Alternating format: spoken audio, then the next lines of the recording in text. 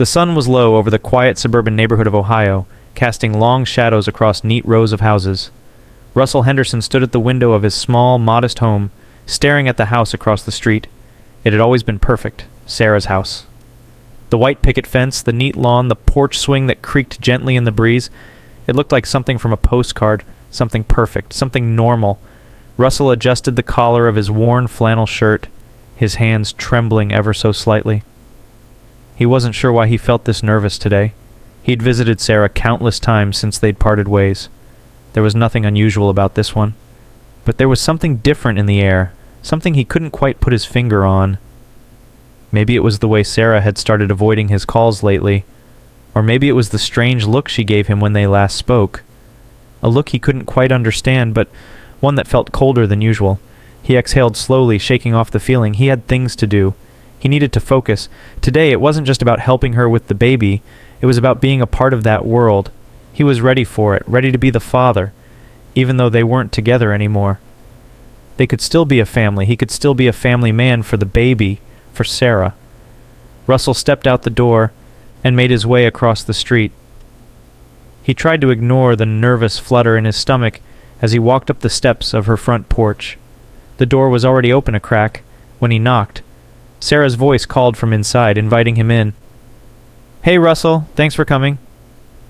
Sarah was standing in the doorway, her hair a little disheveled, wearing a simple blue dress that didn't quite fit the image of someone who had everything together. There was something unsettling about how she greeted him. Her smile didn't reach her eyes, but he didn't think much of it. It had been a tough few months for both of them. "No problem," Russell said with a smile, trying to cover up his own unease. "I brought some things for the baby. Thought we could go through them together," Sarah nodded, stepping aside to let him in. "I've been meaning to ask you something," Russell said as they sat on the couch. "How are you holding up? I know it's been hard." Sarah looked at him, her eyes narrowing slightly before she quickly glanced away. She didn't respond right away, making the air thick with tension. "I'm fine," she finally said, though her voice sounded strained. "Really, just tired, you know?" Russell frowned. He couldn't shake the feeling that there was more she wasn't telling him. It wasn't just exhaustion, there was something else, something deeper. Maybe it was the way she avoided eye contact, or how she kept shifting in her seat. He wasn't sure, but it felt wrong. But he pushed the feeling aside. He couldn't let his doubts ruin this. He had come here for a reason, to be a father to the child she was carrying, and he had to focus on that. He wanted this family. They could still be a family, even if things weren't exactly perfect. As they went through the baby clothes together, Russell tried to ignore the voice in his head that told him something was off. They worked in silence for a while, the occasional rustle of fabric the only sound in the room. He kept glancing at Sarah, noticing how tense she seemed, but every time their eyes met, she quickly looked away. "Is everything okay?" he asked finally, his voice quiet, almost uncertain. Sarah froze, the edge of a smile on her lips before she quickly wiped it away. "Yeah, it's fine. Just been thinking a lot lately." Russell nodded, but the knot in his stomach only tightened. Something was wrong. He could feel it, but he wasn't ready to face it. Not yet. The silence stretched on for a moment before Sarah stood up and began to gather the baby things. Russell watched her, noticing how her movements seemed a little too stiff, a little too controlled. She looked like she was trying too hard to keep it together. "Do you want me to stick around for dinner?" he asked, hoping to ease the tension. "No, it's okay, I've got it covered," Sarah replied quickly, "but, I'm glad you came by today."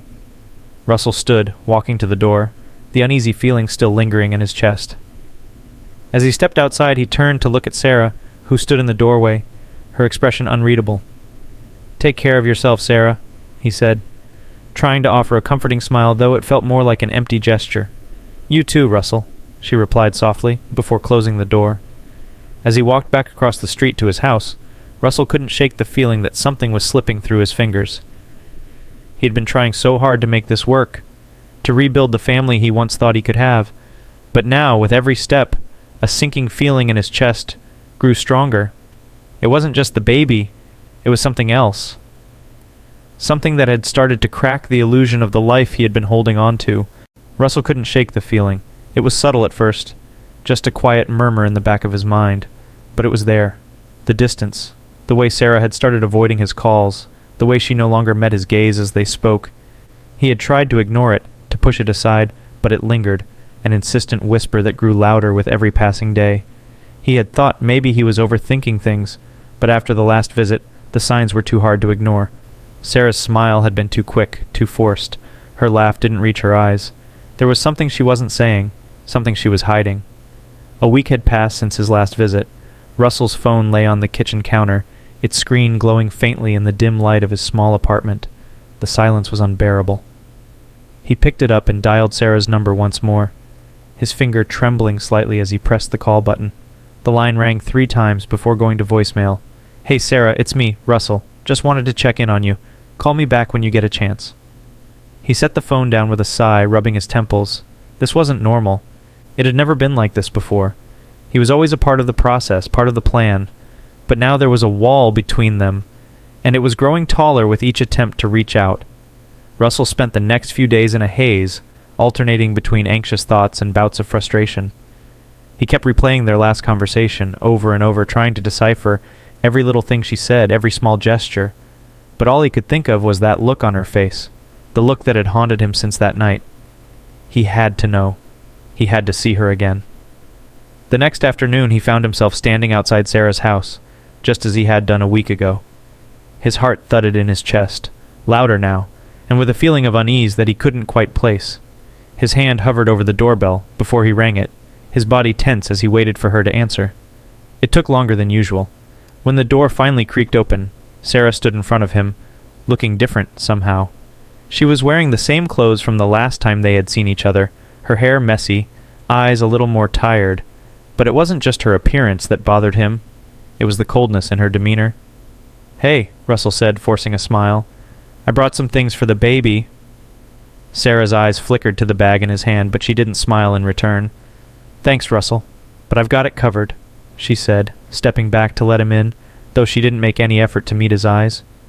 He followed her inside, the silence between them growing more oppressive with every step.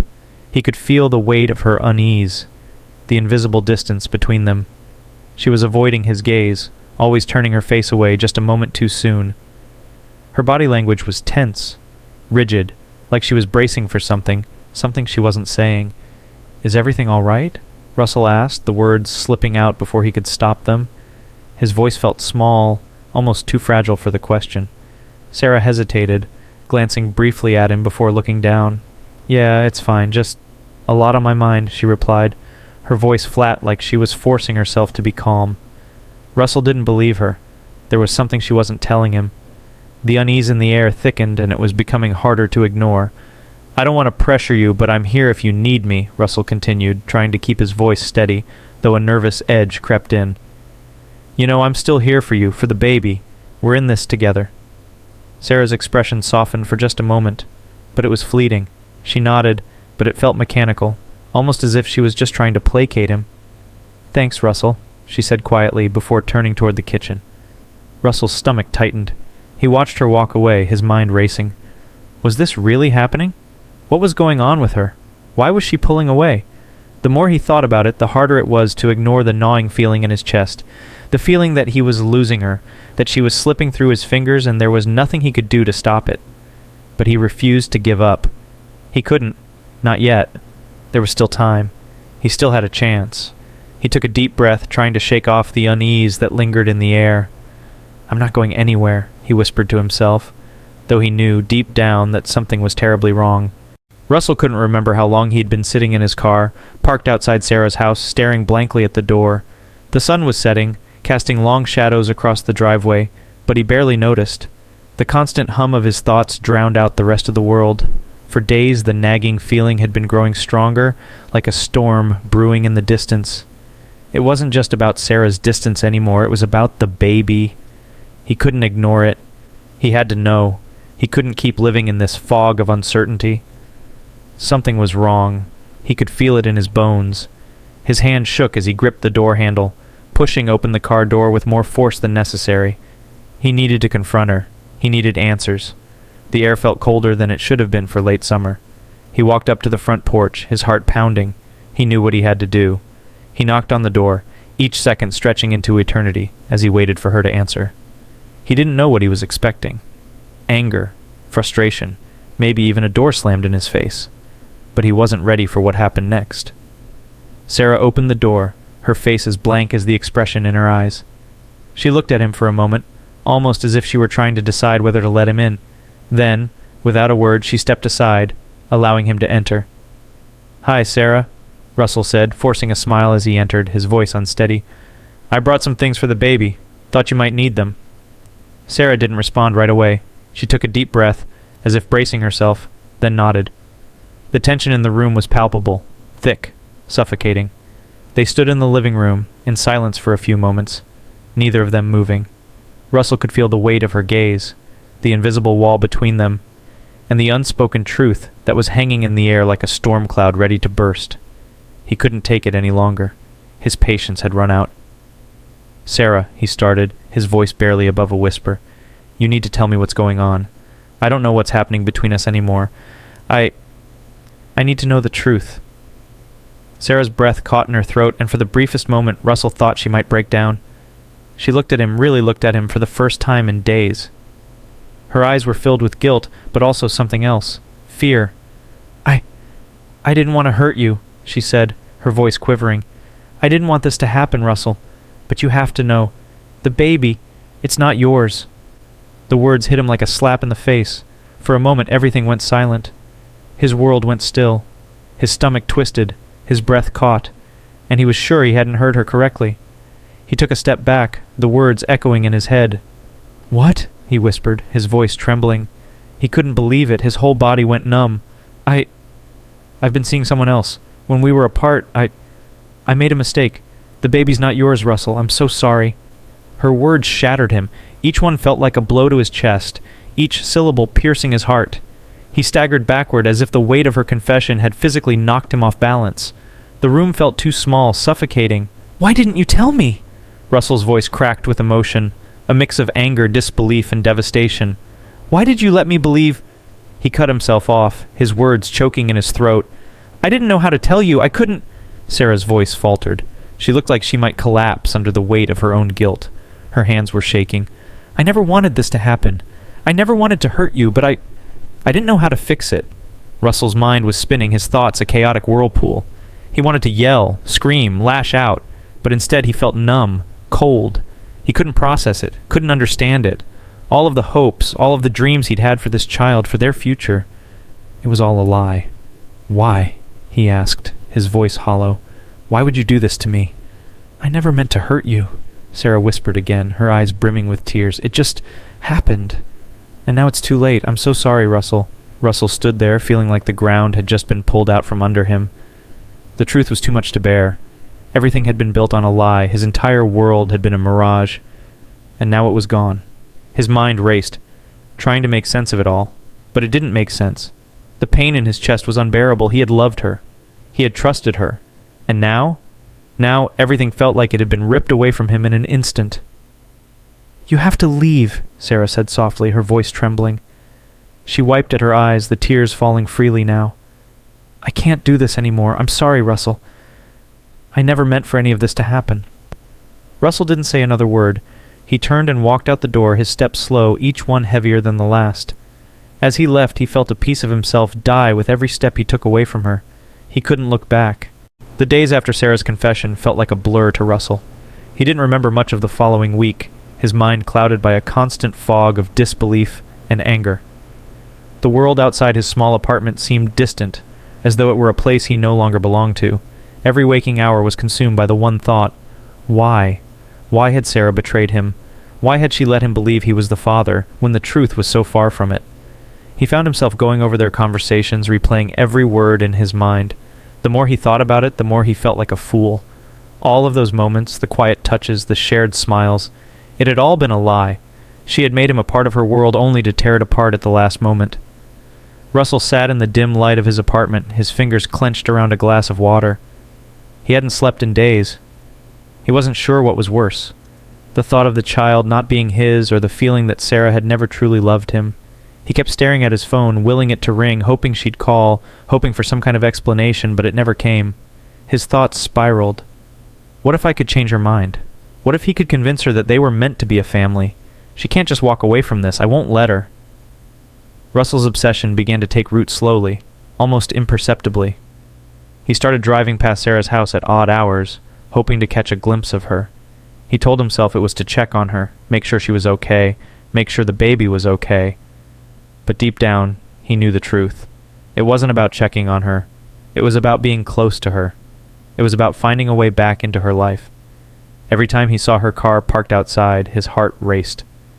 Sometimes he would sit in his car for hours, watching her through the window, waiting for a sign that she might let him back in.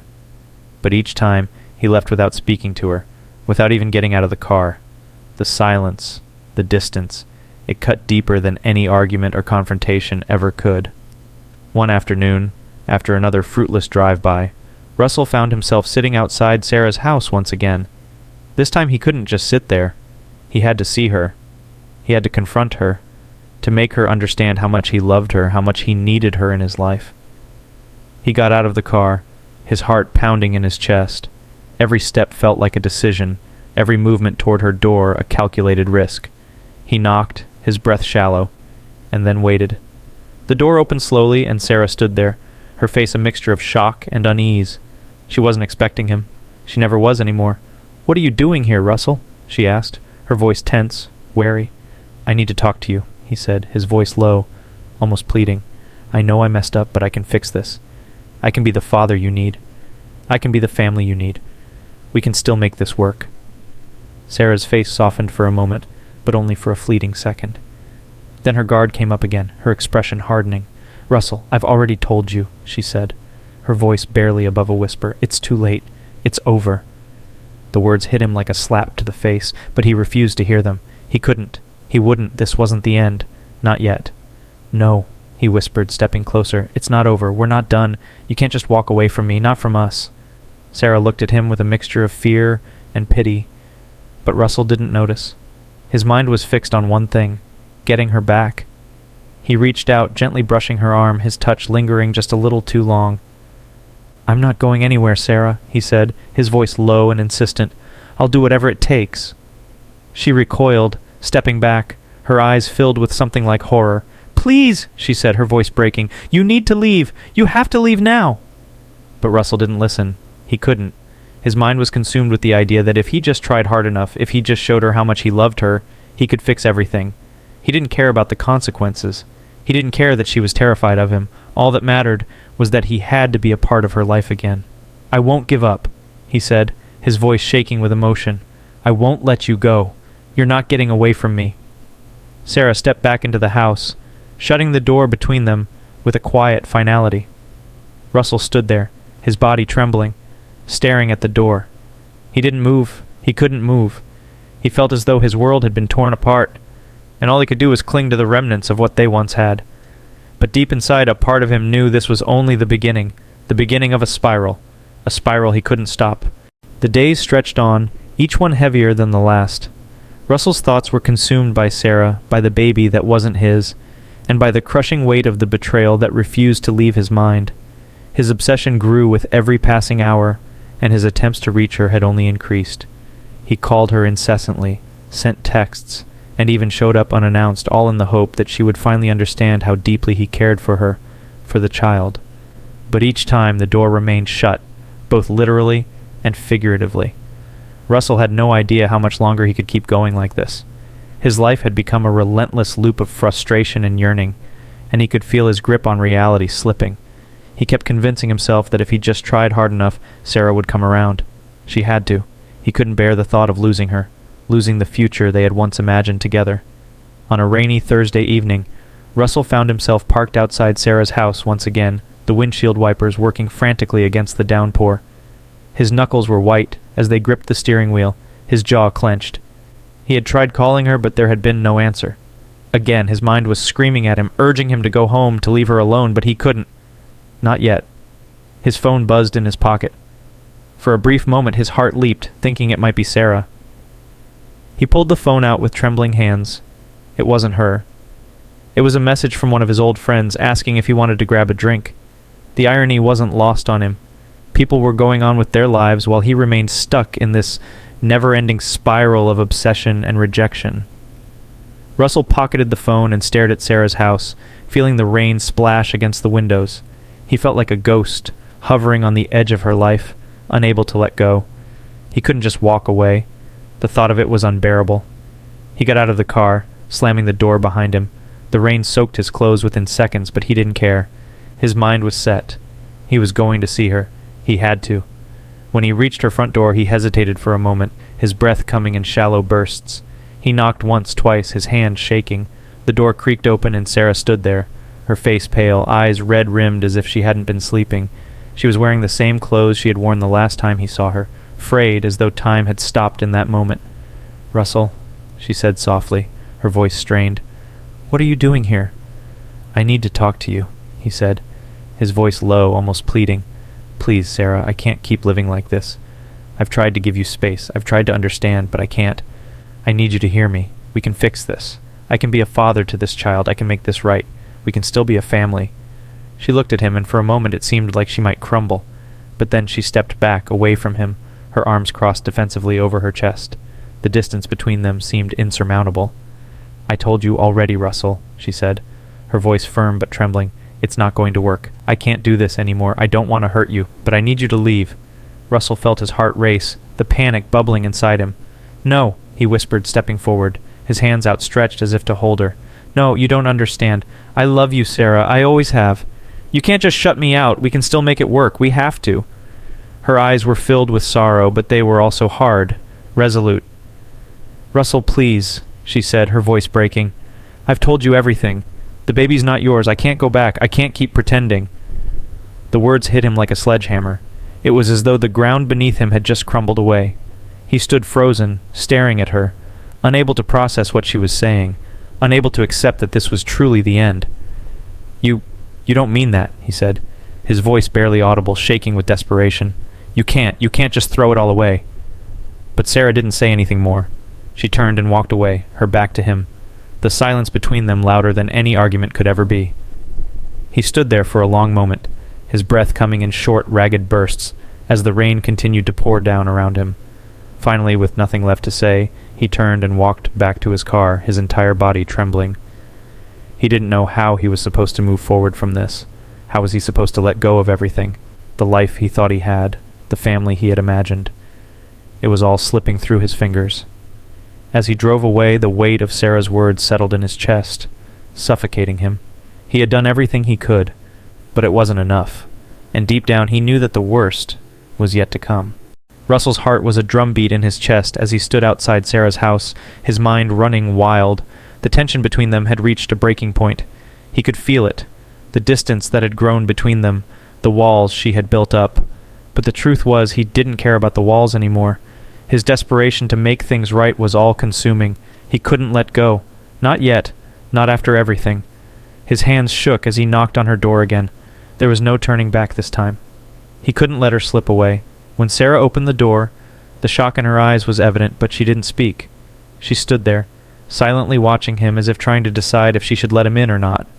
But Russell didn't wait for an invitation. He pushed past her, his body rigid, his mind laser-focused on one thing.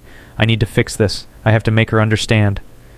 "Russell, stop," Sarah said, her voice barely above a whisper, but it was sharp enough to make him freeze in place.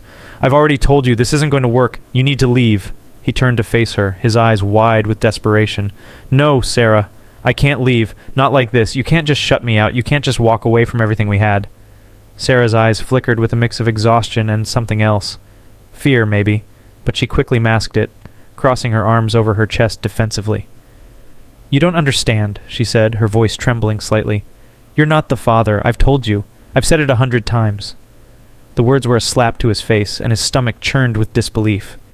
He had known it, of course, deep down, but hearing her say it out loud felt like a betrayal all over again. The weight of it hit him like a sledgehammer. "I understand just fine," Russell spat, his words sharp. "What I don't understand is how you could lie to me like this. You let me believe I was the father. You let me live in this illusion." Tears welled up in Sarah's eyes, but she quickly wiped them away, her hands shaking. "I never wanted to hurt you," she said, her voice breaking. "But it's not about you anymore. It's about the baby. It's about me trying to do what's best for everyone." Russell's anger surged like a tidal wave, overwhelming every rational thought he had. Best for everyone? Best? You tore apart everything we had, and now you want to tell me what's best?" He stepped forward, his body tense with anger and hurt. Sarah took a step back, her eyes wide with fear. "Please, Russell, please don't do this." But Russell didn't hear her. The floodgates had opened, and the torrent of emotion he had been holding back came pouring out. He was shaking with fury, with hurt, with a desperate need for her to understand. "You don't get it, do you?" he shouted. "You don't get how much I needed this, Sarah. I needed this family. I needed you." "I never asked for this, Russell," she replied, her voice cold now. "You're obsessed with something that doesn't exist. We're not a family. We never were." Those words, those final, piercing words, felt like a knife to his chest. He stood there, frozen, the weight of her rejection crushing him. His mind raced, but it was like everything was happening in slow motion. His body moved before he could even process it. In an instant, he was at her side, grabbing her arm, pulling her towards him. His grip was tight, desperate, the anger clouding his judgment. "You can't just leave me like this. I won't let you, not after everything," Sarah cried out, trying to break free. But Russell's grip tightened. She pushed against him, but it was no use. The rage in him had overtaken everything else. "You don't get to leave me," Russell growled, his voice dark and raw. "Not after everything you've put me through," Sarah screamed, struggling to break free. But the force of his grip was too much. "Russell, please, let go! I'm begging you!" The words didn't reach him. Nothing mattered anymore. The only thing that mattered was the pressure building in his chest, the anger that consumed him, the coldness in his veins. Suddenly everything went still. His mind cleared for a moment, and he looked at Sarah. She was terrified, shaking in his grip, her face a picture of shock and disbelief. And in that moment, Russell realized what he had done. He had gone too far. His hands, now slick with sweat, released her, and he stepped back. The silence between them was suffocating. "I'm sorry," he whispered, but the apology felt hollow. It couldn't undo what he had done. Sarah's eyes were wide with fear, her body trembling. She stepped back, her chest heaving with panic, and the door slammed shut between them. Russell stood there, his body frozen, the weight of his actions crashing down on him. He couldn't move, he couldn't breathe, all he could hear was the echo of his own rage reverberating in his mind, and deep down he knew this was the moment that changed everything. The air was thick with tension in the small police station as the news of Sarah's death spread through the quiet town. The first call had come in from a neighbor, reporting strange noises coming from the house. By the time the police arrived, it was already too late. Sarah was dead, and there were no answers. Only silence, broken only by the sound of rain tapping against the windows. Detective Thomas Haynes stood in the living room of Sarah's house, his eyes scanning the scene. It was an ordinary house, neat and quiet, nothing that would suggest the violent outburst that had taken place just hours before. Yet, the scene felt suffocating. The overturned coffee table, the broken picture frame on the floor, the half-open door where Sarah had last stood, everything spoke of a life interrupted. His partner, Officer Dean, knelt beside Sarah's body, carefully examining the wounds. "It's clear there was a struggle," Officer Dean muttered, glancing up at Haynes. "She fought back. But the injuries, they're consistent with blunt force trauma. He didn't just snap. This was personal." Haynes nodded grimly. He knew it wasn't going to be an easy case. The evidence was sparse, the only real lead being Sarah's ex-boyfriend, Russell Henderson. They had found his fingerprints on the front door and near the area where Sarah had collapsed. It was a small piece of evidence, but it was a start. "Get the lab to process everything. I want to know exactly what we're dealing with here," Haynes said. His tone was calm, but there was a sharp edge to it. He knew this wasn't going to be a clean-cut case. There was too much emotional weight behind it, too many unanswered questions. At the same time, Russell was at home, completely unaware that the investigation had begun. He was sitting in his small apartment, the same apartment where he'd spent countless hours planning the future he thought he would have with Sarah. His mind was numb, his body still shaking from the events of the night before. The reality of what he had done had yet to fully sink in. His thoughts were erratic, jumping from guilt to rage to confusion, each emotion crashing over him like waves. Suddenly his phone buzzed. It was a text from an unknown number. "We need to talk." Russell's heart skipped a beat. He stared at the message, his stomach twisting. It could only mean one thing. They had found Sarah's body, and now they were coming for him. The thought of the police finding out what had happened, the thought of being caught, made his pulse race. But at the same time, a part of him didn't care. The guilt was suffocating. He couldn't breathe. He couldn't think straight. He quickly deleted the message, his hands trembling as he did. It didn't matter anymore. What mattered was the feeling that Sarah was slipping away. Her rejection so complete, so final. He needed to fix it. He had to make it right. But how? A knock at the door interrupted his spiraling thoughts. Russell froze. He knew what it meant. It was time. Slowly he stood and walked to the door, his every step heavy with dread. He opened it to find 2 detectives standing in front of him, their faces grim, their eyes piercing. They didn't need to say anything. Russell could see it in their expressions. They already knew. "Russell Henderson?" Detective Haynes asked, his voice calm but firm. Russell nodded, his throat dry. He couldn't speak, the words stuck in his chest, suffocating him. What had he done? "We need you to come with us," Detective Haynes said. "You're not under arrest yet, but we need to ask you some questions regarding the death of Sarah Jenkins." Russell's mind spun. I don't know anything. I didn't do anything wrong," he stammered, but his voice cracked, betraying his fear. The detectives exchanged a look, then stepped inside. The door clicked shut behind them. They didn't need to search for long. The evidence was clear. They had already found the fingerprints. They knew what had happened. "Why don't you tell us what happened last night, Russell?"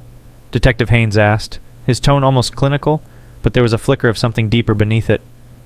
Russell hesitated. His mind raced, trying to piece together his thoughts, trying to find a way to explain what had happened, but the truth was too ugly to explain. He had lost control.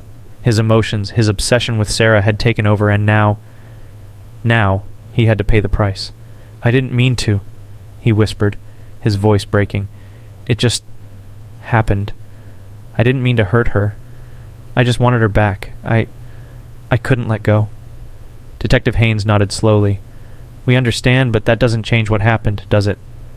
Russell swallowed hard. I didn't mean to kill her," he whispered, the weight of his confession suffocating him. He looked at the floor, unable to meet their eyes. I didn't want to." But it was too late for apologies. The courtroom was quiet, save for the occasional rustle of papers and the soft shuffle of shoes on the cold floor. Russell Henderson sat at the defendant's table, his hands clasped tightly together in front of him. His eyes were downcast, his face a mask of resignation. The weight of what he had done was heavier now, more suffocating than ever. The echoes of Sarah's screams, the cold touch of her lifeless body, still haunted him, and now he was here, facing the consequences. It had been weeks since Sarah's death, and the case had drawn considerable attention. Local news outlets were packed with stories about the tragic murder, and the trial was the focal point of a community that had once been unsuspecting, now shaken to its core. Friends, neighbors, and family gathered in the courthouse, eyes fixed on the proceedings, unable to escape the tragedy that had unfolded right before them. The prosecutor, a sharp, no-nonsense woman named Lisa Shaw, addressed the court with clear authority. "The evidence is simple and undeniable," she began, her voice cold but steady. "Russell Henderson, driven by jealousy and an overwhelming sense of betrayal, murdered Sarah Jenkins in a violent, premeditated attack. We will show that his actions were not a result of sudden emotional outburst, but a calculated effort to regain control over a situation he felt slipping away. The defendant's obsession with Miss Jenkins led him to make a fatal decision, and now Sarah is dead." Russell sat motionless, but inside his heart was racing. He had heard the prosecution's arguments already, but the weight of their words felt unbearable now that they were being spoken aloud in front of everyone. He thought about his own actions, the rage, the desperation, the helplessness that had overwhelmed him in that final moment. He never intended for it to go so far, but it had. Lisa Shaw continued, laying out the timeline of events. Russell Henderson had been obsessed with Sarah for months, unable to accept the reality of their breakup. He showed up uninvited at her house time and again against her wishes, despite being told repeatedly that he was not the father of Sarah's child. He refused to accept it. When confronted with the truth, he did not seek help, did not try to understand. Instead, he resorted to violence. Russell clenched his fists under the table, fighting back the overwhelming urge to stand and scream at them all. He wanted to defend himself, to explain that he hadn't meant for it to happen, that it had been a terrible, uncontrollable accident. But the words wouldn't come. What could he say? He had crossed the line. He had taken a life, and no amount of explanation would bring Sarah back. The defense attorney, a man named George Miller, stood up to speak, his voice softer, more measured. Ladies and gentlemen of the jury, we do not deny that a life was lost here, an innocent life that should never have been taken. Russell Henderson is not without fault, but he is not a monster. He is a man who loved Sarah deeply and was consumed by the pain of rejection. He never intended for things to end this way. He was overwhelmed, broken by the realization that he was losing the one person he had held on to for so long. Russell's eyes flicked to the gallery where Sarah's family sat, their faces etched with grief and anger. He couldn't bear to look at them for too long. He had caused all of this. Their lives were shattered, and it was his fault, but no matter how much he wished he could take it back, no matter how much he wished he had made different choices, he couldn't. The irreversible damage had been done. Miller paused for a moment, as if weighing his next words carefully. What we ask is that you consider the circumstances of the crime.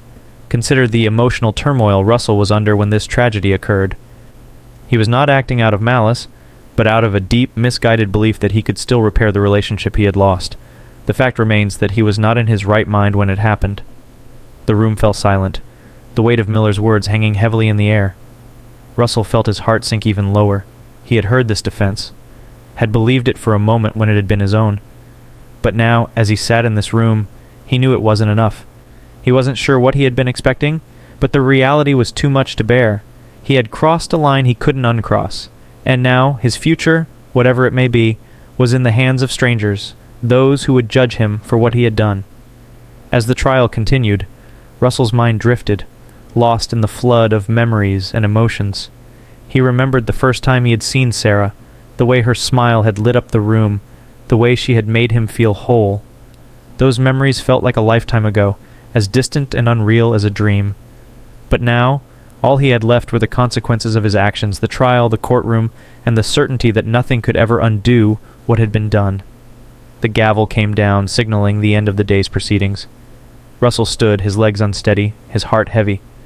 He didn't know what would come next, but he knew one thing for sure. Nothing could bring Sarah back. And in the end, that was the only truth that truly mattered. The courtroom was eerily quiet as the jury filed back into the room, their expressions unreadable. Russell sat at the defendant's table, his eyes downcast, hands folded tightly in front of him. His body felt heavy, as if the weight of the last few weeks had crushed all the air out of his lungs. He could barely breathe. He had already lived 1,000 lifetimes in the past days, replaying every moment, Sarah's face, the sound of her voice, her rejection, her fear. All of it was a blur now, replaced by a deep, aching emptiness. The judge, a stoic man with gray hair and sharp features, looked at the jury, his eyes sweeping across the room before speaking. "Ladies and gentlemen of the jury, have you reached a verdict?" There was a brief pause before the foreperson stood and addressed the court. "We have, Your Honor." Russell's heart began to race. He could feel the air thickening around him. It was as though time had stopped, every second stretching out into eternity. The words he had been dreading were finally about to be spoken. "Please read the verdict," the judge commanded. The foreperson cleared their throat before speaking, their voice cutting through the silence. "We, the jury, find the defendant, Russell Henderson, guilty of second-degree murder in the death of Sarah Jenkins." The words hit Russell like a physical blow. His breath caught in his chest, his head spinning. Guilty. He had known it was coming, had expected it, but hearing it out loud, having the label of murderer stamped on him, was too much to bear. The room swirled in front of him, and he could feel the eyes of the spectators on him, their stares sharp and unforgiving. The prosecutor's cold gaze met his for just a moment, as if to silently confirm that the justice they had sought had been delivered. Sarah's family was quiet, their faces a mix of grief, anger, and disbelief. Russell couldn't bring himself to look at them. He couldn't bear the weight of their pain. He had caused all of it, and now he had to face the consequences. The judge nodded solemnly and turned to Russell. "Mr. Henderson, do you have anything to say before sentencing?" Russell sat frozen, his hands shaking on the table. His throat felt tight, and his words were caught somewhere deep inside him. He wanted to speak, to explain himself, but there were no words left. What could he say? Nothing could change the fact that he had taken a life. Nothing could erase the damage he had caused. The judge, sensing the weight of the moment, continued. "Given the severity of the crime and the emotional turmoil involved, the court has decided to proceed with sentencing." Russell's mind raced, but he couldn't focus on anything except the sentence he knew was coming. He felt the breath catch in his chest as the judge spoke again. Russell Henderson, you are hereby sentenced to 25 years in prison without the possibility of parole. The words felt like a death sentence in themselves. 25 years, a quarter of a century. That was his life now. The room felt even colder than before, the silence thick and suffocating. As the judge banged the gavel, Russell's world collapsed around him. He had lost everything. His freedom, his future, the love he had once known, all of it was gone. As he was escorted from the courtroom, the weight of his own guilt pressed down on him. He thought about Sarah, how she had looked at him in those final moments, how she had pleaded with him to stop. He thought about how he could never undo what had been done, how the truth of his actions would haunt him for the rest of his life. Russell didn't speak as they led him away, his eyes blank, his heart numb. The world outside the courtroom felt a million miles away, distant and unreachable. It was as if he had been transported to a place that was no longer his own, a place of cold concrete walls and unyielding time. He had killed the one person he had loved, and now, in return, he was going to lose everything. As the doors of the courthouse swung shut behind him, the world outside seemed to fade away, leaving only the echo of the gavel and the sound of his own footsteps, walking away from a life he had once known. Russell sat in the small, dimly lit cell, the cold metal bars in front of him serving as a constant reminder of what he had done. It had been weeks since the verdict, since the judge had sentenced him to 25 years in prison for the murder of Sarah Jenkins. Yet, despite the passage of time, he still couldn't fully process the weight of his actions. Every day felt like a blur, his world now reduced to the four sterile walls of his cell, and the echoes of the life he had destroyed. He stared at the wall across from him, the fading light from the small window casting long shadows. His thoughts, as they always were consumed by Sarah, by the moment he had taken her life. The memory played in his mind on a loop, unrelenting and suffocating. Her pleading eyes, her voice, begging him to stop. It was all he could see, feel, breathe. Russell had never imagined his life would end up like this. He had never thought that one moment of uncontrollable rage could change everything, but it had. He had killed Sarah, the one person who had meant everything to him, and now he had to pay for it. He had taken away her future, and in return, he had lost his own. A part of him had hoped that coming to prison would somehow offer some kind of escape, but there was no escape here. The guilt followed him, relentless, haunting his every waking moment.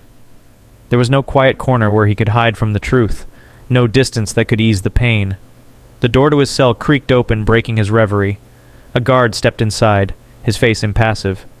"You have a visitor," the guard said gruffly, motioning for Russell to stand. Russell slowly got to his feet, his legs stiff from sitting for so long. His mind raced. Who would be visiting him? It could only be one of two things.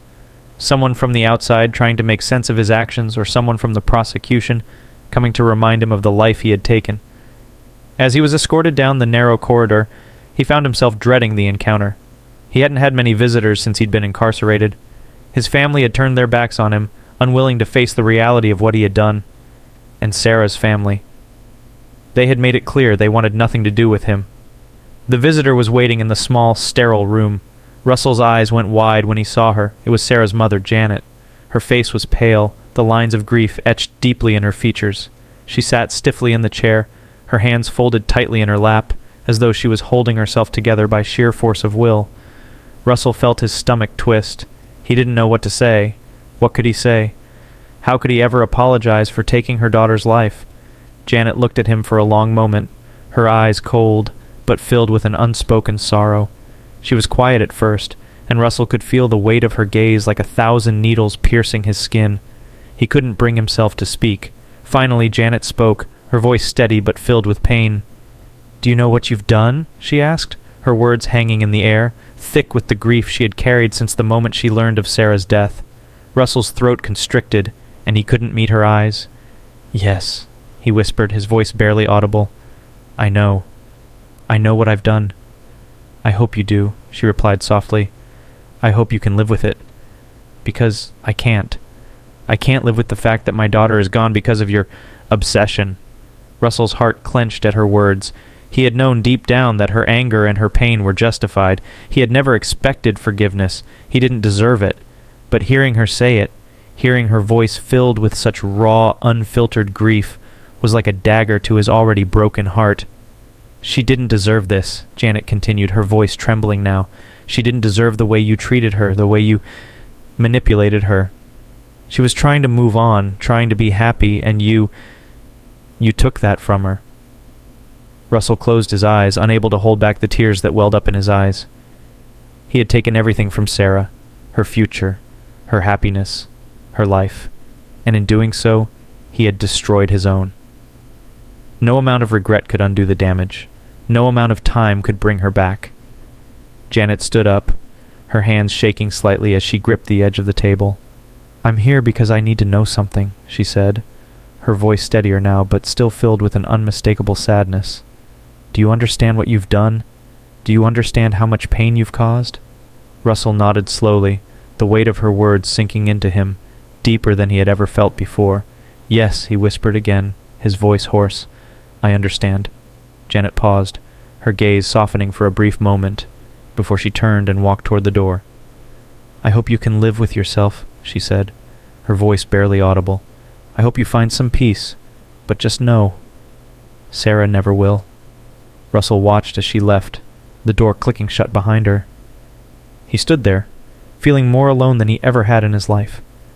The cold walls of his cell felt even more oppressive now, a suffocating reminder that this was his reality, this was his punishment. But more than that, it was his sentence, the sentence that he would never escape, no matter how many years passed. The sentence of a lifetime spent with the weight of his own choices and the undeniable truth of what he had done. What do you think of Russell Henderson's actions? Do you believe his emotional turmoil justified his choices? From which region are you watching this video? If you enjoyed this story, don't forget to subscribe to the channel and turn on notifications to follow all our stories, and don't forget to check out more heartwarming tales by clicking here on the end screen.